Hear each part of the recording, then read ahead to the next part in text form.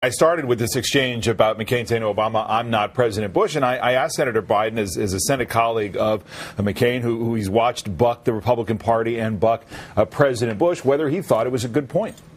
Obviously, John's not George Bush, but on the fundamentals of the single most incredible issue facing the American people, the economy, he is in no fundamental way has he made a departure from George Bush. Look, how do people think this stuff happened?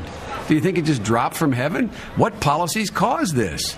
They've been in charge for 6 of the 8 years in the Congress and 8 of the 8 years in the presidency. And John McCain, as he points out, has voted with George Bush 90% of the time, particularly on trade, taxes, jobs, and energy. What are you prepared to say to the American people right now about the sacrifices that they may have to make as this economy worsens and perhaps slips into a deep recession?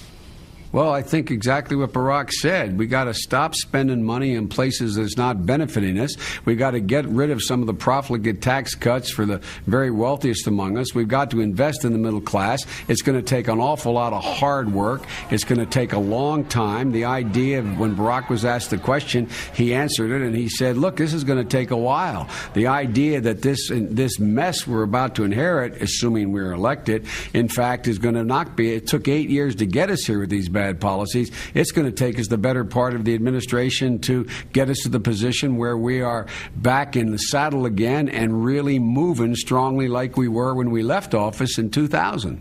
We've moved through the debates and we're moving into that final stretch.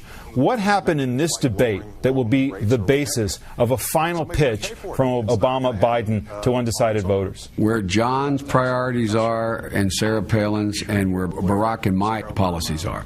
And that is, you notice, John continues to cling to the notion, evidence the fact this guy Joe the plumber.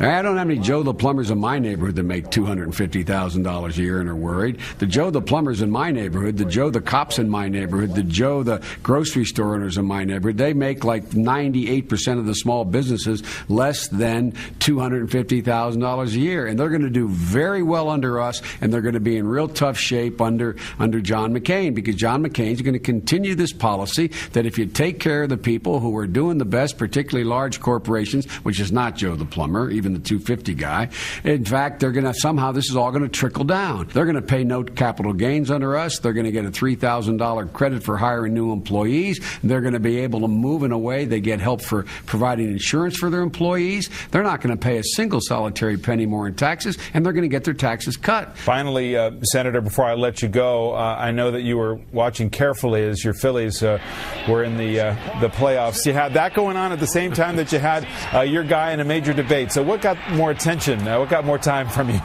I want to tell you, there was a temptation every time John, I was joking before, I said every time John was going to speak, I was going to click to the Phillies game. But I didn't. I stayed with the debate.